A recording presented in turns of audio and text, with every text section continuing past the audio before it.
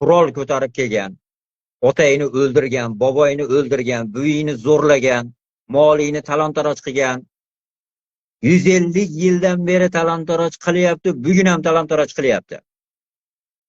Endi odamda do'st dushman tushunchasi bo'ladi. O'g'ris o'zi bizga do'st emas. Desam, sizga do'st emasdir, menga do'st deyapti. Ay yaxshi, qayeri do'st? Endi yaxshi bilamiz-da, o'g'ris bu yoqqa gul ko'tarib kelgan emas, bittadan gul sovg'a qilgan keluvdim. Endi qarasam yaxshi issiq joy ekan, qolib ketaveray deb turib kelgan emas-da. Qurol ko'tarib kelgan, otangni o'ldirgan, boboyni o'ldirgan, buyingni zo'rlagan, molingni talon-taroj qilgan, 150 yildan beri talon-taroj qilyapti, bugun ham talon-taroj qilyapti. Nima amallari bilan o'tdi? Ota islom bo'lsa nima qildi? Butun hayotida islomga va musulmonlarga kurash bilan o'tdi. Har qanaqangi islomiy amal bilan kurashardi. Ya'ni endi buni hech kim yo'q, unaqa qilmasin demasa kerak-ku. Endi juda noinsobchilik bo'lib ketadi. Unaqa desanglar, betinglarga tupurib yorishga ham odamlar hazar qiladi-da, qo'y tupugim shuni betiga tegmasin. Sharmanda betiga tekkandan ko'ra tupugim bir hojatxonaga tushsin deydi-da, misol. Mayli, o'zinglar yaxshi ko'rgan prezidentinglar ham chiqib aytayapti, bunaqa azonlar qachon bor edi, bunaqa azon deyapti. Ya'ni u aytmayotgandir, u 400 yil avval, to'g'rimi? 400 yil avval hamma yoqda azon bor edi. Stalin davrini aytmayotgandir u. Ana men kelib azon aytildi deyapti. Ya'ni bu kelmasdan oldin kim edi desa, o'sha sizlar maqtayotgan Karimov edi-da bundan oldin. Azon bor-ku, Allohu akbar deydigan, Alloh ulug' deydigan gap Allohni ulug'lash taqiqlangan. Bu hech kimga sir emas. Bilmadim, men yaqinda tug'ilib endi 10ga kirgan bola bo'lsa, qo'yinglar, Allohni ham ulug' deyishni ham taqiqlab qo'yadimi hech zamonda? Deyishi mumkin, albatta taqiqlab qo'yadi. Allohni ulug'ligini yomon ko'rgan, Allohni ulug'ligiga tish tirnog'i bilan qarshi chiqib kurashishni o'ziga kasb qilib olgan odamlar albatta yomon ko'radi, hozir ham bor.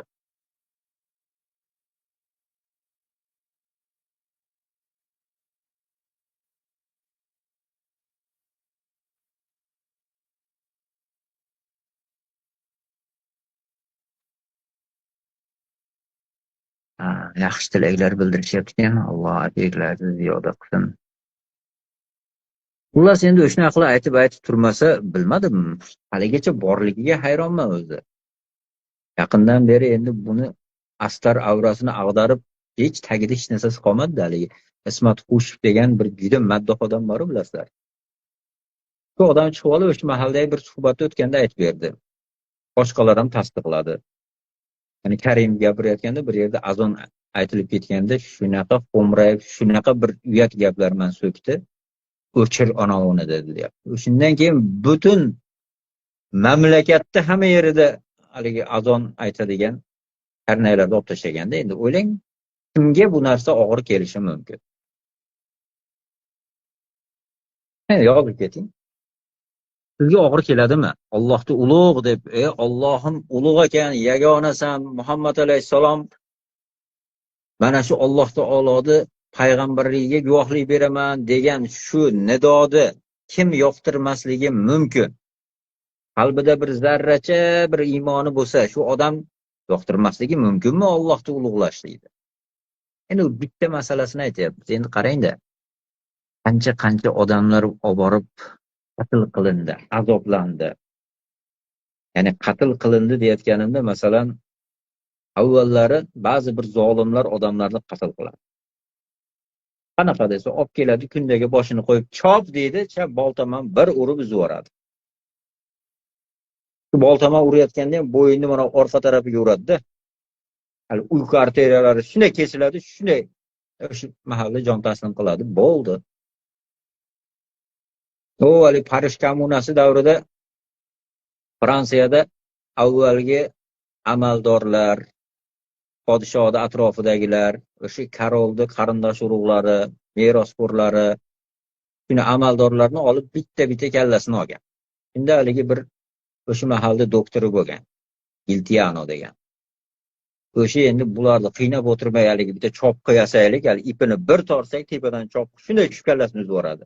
O'zi ham bilmay qoladi deb shunaqa bir kashfiyot qilgan. Shuni nomi bilan atalib qolgan o'sha Giltiana degan apparat. Qars etib kallasini uzib yuboradi, bo'ldi. Shunaqa zolimlar o'tganda, endi mana bu badbaxt zolim bor-ku, 20 yillab turmalarda davomli azoblattirdi-da. Shuni orasida juda ham ko'pchilik shahid bo'ldi, jon taslim qilishdi o'sha azoblar ostida.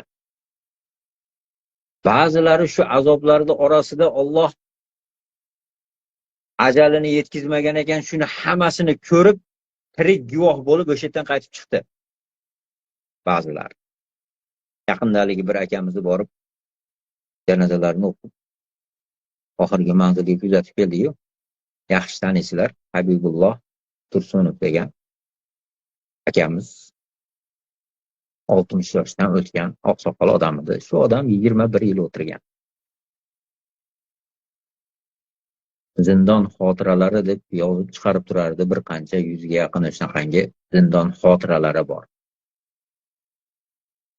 Kanallarimizda ham bir qancha o'zini suhbatlarini ham qo'yardik. Ya'ni ko'zi bilan ko'rib kelgan narsasini boshidan o'tkazgan, atrofida o'ziga o'xshagan odamlarni boshidan o'tkazganini aytib bersa, haqiqatda bir qalbida ozgina bo'lsa ham bir iymoni bor odam bor-ku, chidab tura olmaysan-da, haligi narsani eshitishli bir og'ir narsa-da. Mana shu ishlarni boshida turib, shu ishlarga buyurib, shularni qildirib, nima qilib o'tgan odamni bilmadim, qaysi bir nojins badbaxt uni yonida turib maqtaydi. Sog'lom odam unaqa qila olmaydi o'zi rostdan. Unaqa azoblashdi. Odamni emas, bir hayvon boru, oddiy bir mushuk boru, oddiy mushuk. Payg'ambar sollallohu alayhi vasallam aytadi, bir ayol deydi, jahannamga kirdi deydi. Sababi nima edi? Hammaga darrov o'y keladi-yu, bitta ayol jahannamga kirdi. Nima qilgan ekan jahannamga kirdi? Payg'ambar sollallohu alayhi vasallam aytayapti. Bir mushukni deydi, qamab qo'ydi. Ovqat ham bermadi.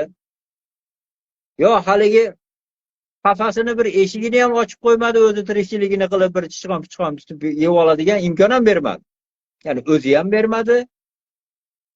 Mushukni o'zini ovqatlanishiga ham imkon bermadi. Qamab qo'ydi. Ya'ni uni to'pga o'tkazgani yo'q, oyog'ini dubinkama urib, yo bo'lmasam har xil odam ko'rmagan azoblarni azoblamadi. Eshigini yopib qulplab qo'ydi. Haligi yerda qorni ochib, shu ochlik azobi bilan haligi mushuk o'lib qoldi. Payg'ambar sollallohu alayhi vasallam aytadi, mana bu ayol ana shu mushukni shunaqa ochlik azobida o'ladigan ahvolda qilib qamab qo'yganligi uchun mana shu ayol jahannamga kirdi deyapti. Endi o'ylanglar, oddiyda mushuk endi bugungi kunda sal uni pulga sotib, qadrlab, olib ko'tarib yurib urf qiladigan zamon endi kelyapti. U mahallarda endi mushuk desa bitta mushuk ekanda, endi uni otini ham birov bilmaydi u mushukni. Lekin shuni qamab qo'ygani uchun, azoblab shuni o'ldirgani uchun jahannamda Alloh taolo uni bo'yniga vojib qilib qo'ydi, jahannamga kiradi. Bo'ldi shuni sababi. Endi o'ylanglarda qanchalagan ahli ilm bo'lgan, olim bo'lgan, umrini bir Allohning dinini o'rganib yetkazishga sarflagan. Mana shu yurtda eng ko'zga ko'ringan ulamolarini hammasini qamadi. Bir ikkita xoinlari qoldi endi. Unga paxta qo'yib shuni haromlarni oqlab berganlar. Qolganlarni olib kirib qamadi. Eplab qochib chiqib ketdi. O'shalarda ham quvg'inda borib o'sha yerda ottirdi. Quvg'inda borib, ya'ni shularga o'sha yerda ham yomonlik qildi, ya'ni chiqib ketsa ham qutulgani yo'q o'zi. Ya'ni gap mana shu odam haqida ketyapti. Yaxshi bilib olaylik-da. Ertaga qiyomatda haligi taraflar sen bu tarafga deyotgan mahalda hamma o'zi yaxshi ko'rgan, o'zi havas qilgan, o'zi shunga o'xshagisi kelgan tarafga o'tadi o'zi. Shuning uchun ham bu yerda ko'p bir narsalarga e'tibor qaratdim. ko'pchilik shunaqa maqtaganlarga shu odam bilan qiyomatda bo'ling, maylimi, omin deng desa, ko'pchiligi omin deyolmagan. Haligi bir befarosatroq mulla bor bir. O'lganda ham Karimov haqqiga rosa bir ta'ziyalarni bir allambalosini aytib chiqqan. Undan keyin ham hozirgacha ham shu Karimov tarafini olaveradi. Shu badbaxtga ham bir aytgan edim bir hali. Yo'lda efirda shunaqa bo'lib qolgan mahalda. Shu bilan birga bo'lginmi bo'pti, Karimovga yaxshi ko'rasan ekan, shuni siyosati o'sha mahalda to'g'ri bo'lgan deyapsan. Birga bo'lginmi desang unamayapti. Yo'q deydi, birga bo'lgisi kelmayapti. Lekin bugungi siyosat shuni talab qilgani uchun bugun haliyam o'sha badbaxt tayyorlab qo'ygan armiyasi kuchtaliligi uchun shuni tarafini olyapti. Lekin uni shunday odam deb biladiki, qiyomatda uni yanida bo'lishni sira ham xohlamaydi, o'ylang. Barcha salom berayotgan birodarlarga va alaykum assalom va rahmatullohi va barakatuh.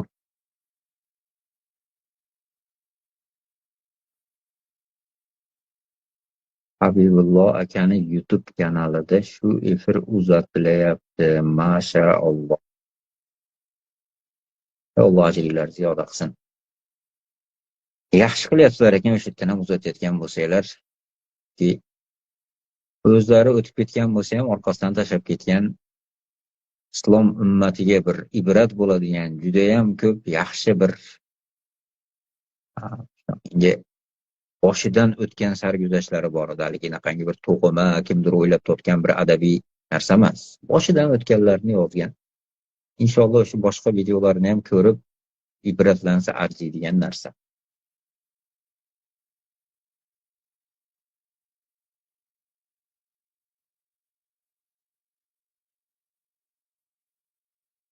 Norboyev Muhiddin degan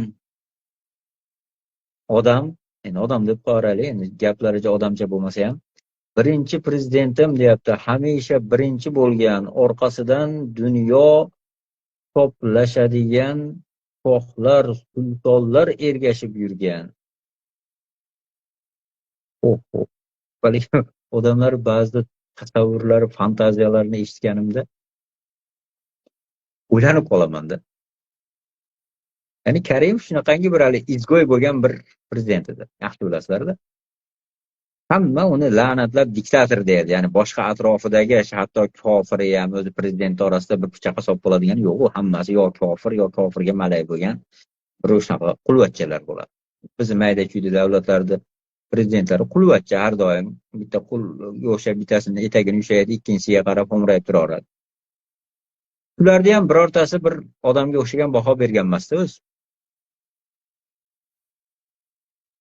Endi bular endi to'g'ri O'zbekiston televideniyasida shunaqa dunyoga hokim deb yaqindaligi Mirziyoyevni agar kuzatgan bo'lsanglar,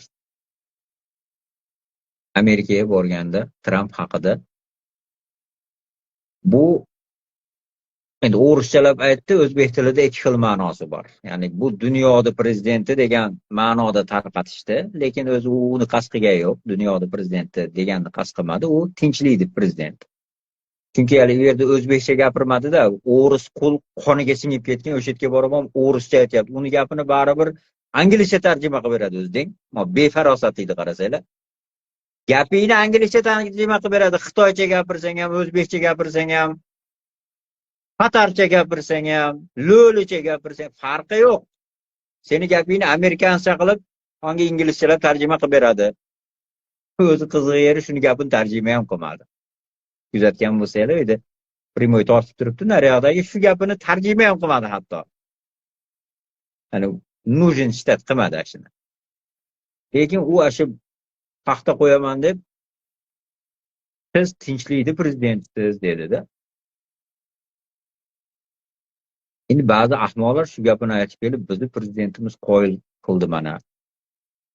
O'shuncha aytaman-da, bitta prezident qanaqadir ahmoqlik qilsa ham shuni chiqib olib qoyil qildi deyavermanglar, sharmanda bo'lasizlar-ku. Tramp tinchlikni prezidentimi? Kallangni sal ishlatmaysanmi? Endi shu Mirziyoyevga yozib berayotgan tupoylarda ham aytaman-da, sal kallanglarni ishlatib yozib beringlar, baraka topinglar. U ko'pchilik yaniga borib gapiradi. Tramp tinchlikni prezidentim mana. Shu gapga ishonadigan birorta odam bormi o'zi? Yo paxta qo'yish uchun har qanaqa gapni gapirib yuborsa bo'laveradimi? O'shanaqangi betayin gaplarni mana birinchi prezidentim hamma shohu sultonlarga shunaqa edi deyapti. O'ylaysiz, odam shunaqa bo'lib yashagandan ko'ra bir 2 metr arqon sovg'a qilib yuborgan yaxshi deymanda bir. Yaxshi kuningga ishlatib qo'y o'zi. Sen o'zi eng yaxshi kuning o'sha bo'ladi o'zi. Otilib o'lgan kuning sen uchun eng yaxshi bo'ladi. Chunki yerni ustida yashashing hech ham bir xayr emas. Kengash yerni ustidan yerni ostida yaxshi yasha. 2 metr itni mahkam ushlagin bo'yningman.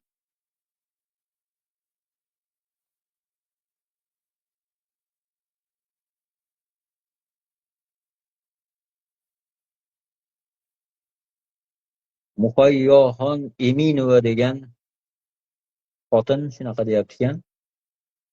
Buyuk Islom Karimov deyapti. Juda yaxshi inson va odil podsho edilar. Allohim oxiratlarini obod qilsin deyapti.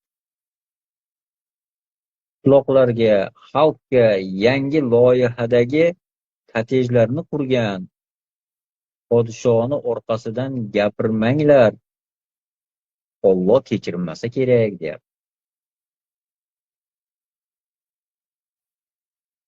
Odil podsho deyotgan narsani, ya'ni adolat deyotgan narsa o'zi aslida islomda bo'ladi. Bugungi kunda dunyoda adolatli davlat yo'q. Boy davlat bordir, qudratli davlat bordir, kambag'ali bordir. U juda ham betayin davlatlar bor, lekin adolatli davlat yo'q. Chunki adolat islomda bo'ladi. Adolat deyotgan qoidani islom ko'rsatib beradi. O'shuning uchun Alloh taolo Allohning hukmlari bilan hukm qil deyotgani, hukmda adolat qilmoqchi bo'lsang bitta yo'li bor deganida bu. Chunki adolatni o'rgatadigan zot Alloh taolo. Endi o'zi qiziq yeri adolat degan lug'atni mana shu odamga ishlatayotgan odamni bilmadim qayeri bilan fikrlaydi. Ya'ni qayeri bilan fikrlaydi deyotganim, odamlarda o'zi fikrlashi har xil joylari bilan fikrlaydi-da. Kechagina bu yerda Facebookda Alloyor Xo'jandi degan bir o'g'risni otasidan ham yaxshi ko'radigan odam bor. Shu odamni o'g'rislarni shunaqa maqtab, lekin orada g'arbni yomonlab post qo'ygan ekan. Endi g'arbni yomonlagani to'g'ri, g'arb hech ham bir yaxshilashga loyiq bir davlatlar emas. Lekin narigisi, ya'ni g'arbni yomon ko'rgandan keyin so'zsiz bu o'g'ris qul bo'lish kerak deb qo'ygan yeri yoqmadi. Endi bittasini tanlash kerak degan narsa yo'q. Bu ham zolim, bu ham zolim. Bu ham rasvo, bu ham rasvo. Nimaga endi uni ikkalasidan bittasini tanlash kerak? Ikkalasini ham tanlamaylik. Ikkalasini ham o'sha axlatga irg'itib yuboraylik, tarix tahlatiga. Yo'qolsin tag tomiri bilan desam, yo'q deydi o'g'ris. Nimaga endi men o'g'risdan voz kechaman? O'g'ris menga bunaqa qilgan, unaqa qilgan deb o'g'ris. Endi o'g'ris qilmagan ishlarni ham ko'taryapti-da. Endi odamda do'st dushman tushunchasi bo'ladi. O'g'ris o'zi bizga do'st emas. Desam, sizga do'st emasdir, menga do'st deyapti. Ay yaxshi, qayeri do'st? Endi yaxshi bilamiz-da, o'g'ris bu yoqqa gul ko'tarib kelgan emas, bittadan gul sovg'a qilgan keluvdim. Endi qarasam yaxshi issiq joy ekan, qolib ketaveray deb turib kelgan emas-da. Qurol ko'tarib kelgan. Otangni o'ldirgan, boboyni o'ldirgan, buyingni zo'rlagan, molingni talon-taroj qilgan. 150 yildan beri talon-taroj qilyapti, bugun ham talon-taroj qilyapti. Endi ko'rsang bilmayman-ku. O'zi dushman nimaga keladi qurol ko'tarib desa, boshqa varianti bormi? Biroq qurol ko'tarib keldi, otdi bobayni, buyingni zo'rlab qo'ydi, chiquvdi. Qolgan mol-mulkingni taladi. Nimaga deb o'ylaysan desa, yo'q, bu bir xayr ishni o'ylab qilyapti. Zo'rlashda ham bir xayr bor, molimizni talashda ham xayr bor deydimi aqlli odam? Ammo o dushman ekan deydimi hech bo'lmaganda? Shuni dushman dedira olmadim shu odamni. Mana shu yerga atmetga qilib qo'ylar, shu odam kirsa bir efirga chiqib olib gaplashadigan ekanda, ama mayli ozgina nerv yo'qotsak ham. Demadi, o'g'risni dushman demadi. Aytanga o'g'risni dushman demaganimga meni Ropimni chiqarib, siz bunday o'g'risi dushman deysizmi, deb ayblab ham qo'ydi. O'shanga ba'zi odamlar kallasi mammas qorni bilan fikrlasa, birov non bersa uni qizig'i yo'q ekan. Dushmanmi, do'stmi, qayerqa chaqiryapti, nima bo'lyapti o'zi? Tu non berdi-yu, kim bo'lsa ham deydi ekanda. Don bergandi tovug'i deb shunga qarab qaqalab ko'zaga turaverar ekan.